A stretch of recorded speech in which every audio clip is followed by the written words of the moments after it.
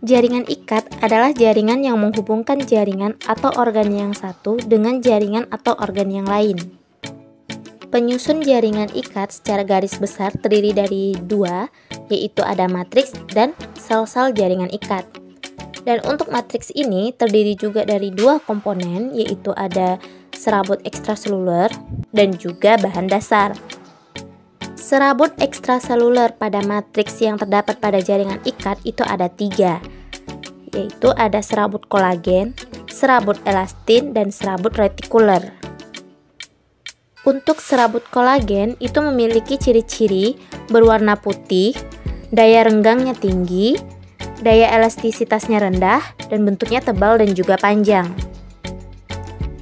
Sedangkan serabut elastin memiliki ciri-ciri berwarna kuning, elastisitasnya tinggi, dan untuk serabut retikuler itu memiliki ciri-ciri daya elastisitasnya rendah.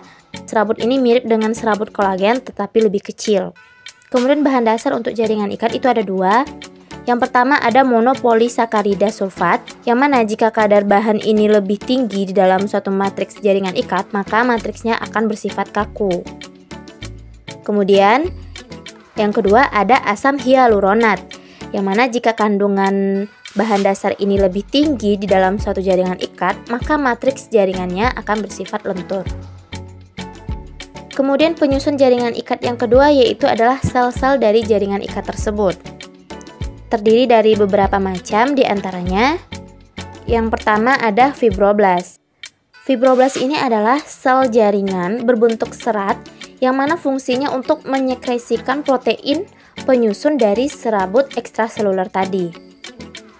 Kemudian yang kedua ada sel makrofag. Ini merupakan sel yang bentuknya berubah-ubah atau yang tidak teratur, karena dia berfungsi nanti dalam pinositosis maupun fagositosis.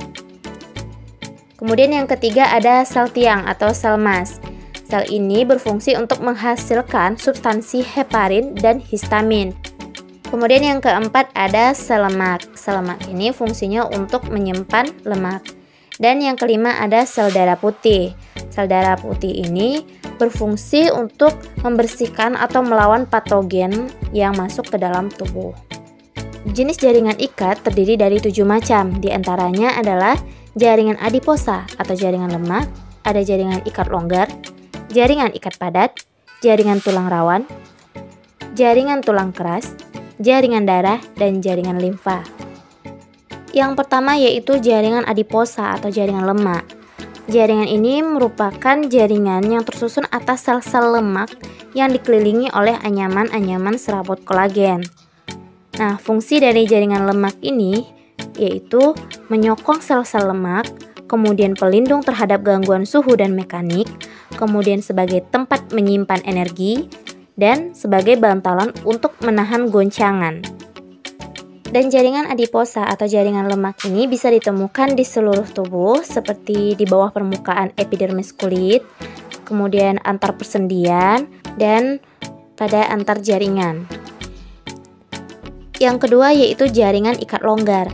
Jaringan ikat longgar ini tersusun atas sel fibroblast dan sel makrofag. Kemudian dia juga tersusun atas serabut kolagen dan juga serabut elastin.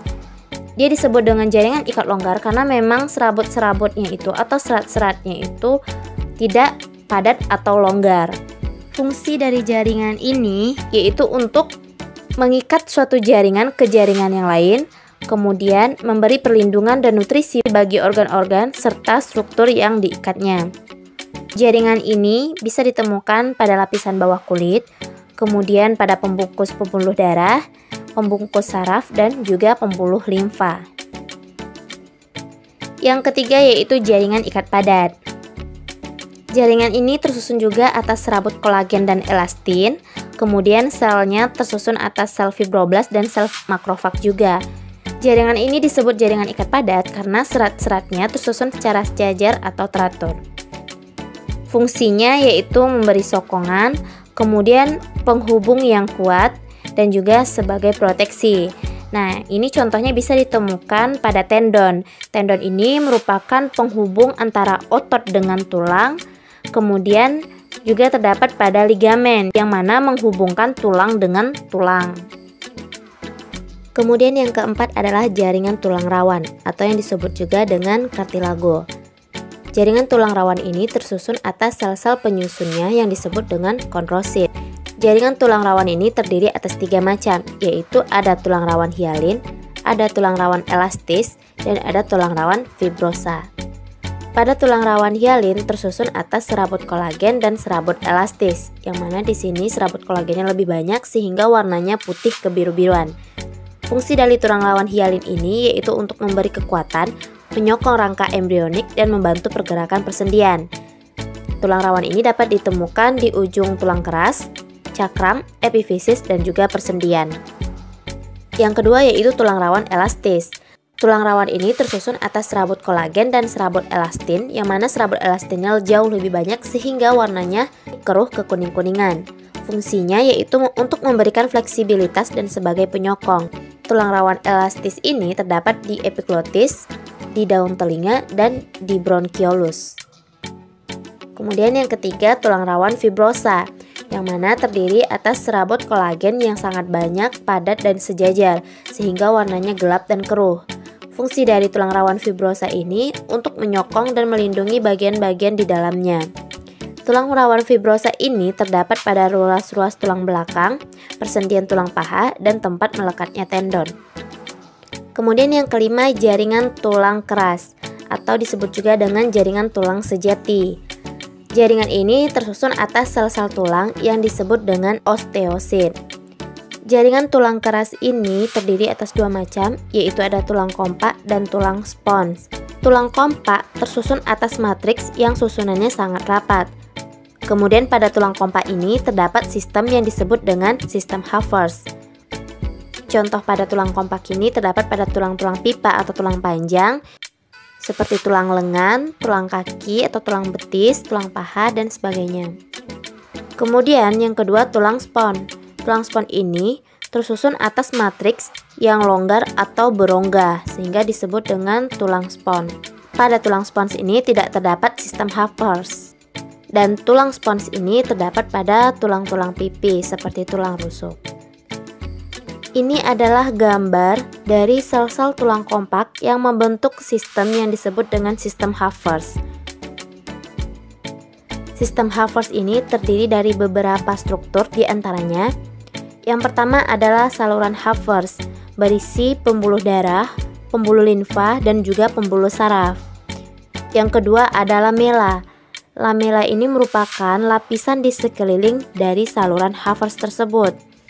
Kemudian yang ketiga ada lakuna, atau disebut juga dengan rongga, yang mana lakuna ini diisi oleh osteosit atau sel-sel tulang yang tersusun secara konsentris pada lamela. Kemudian yang keempat ada kanalikuli. Kanalikuli ini merupakan saluran yang menghubungkan sel osteosit di lakuna yang berfungsi untuk menyuplai makanan bagi sel osteosit. Kemudian yang keenam ada jaringan darah. Jaringan darah ini terdiri dari 2 substansi, yaitu ada substansi cair dan substansi padat. Substansi cair yaitu plasma darah, sedangkan substansi padatnya ada sel-sel darah seperti eritrosit, leukosit, dan juga trombosit.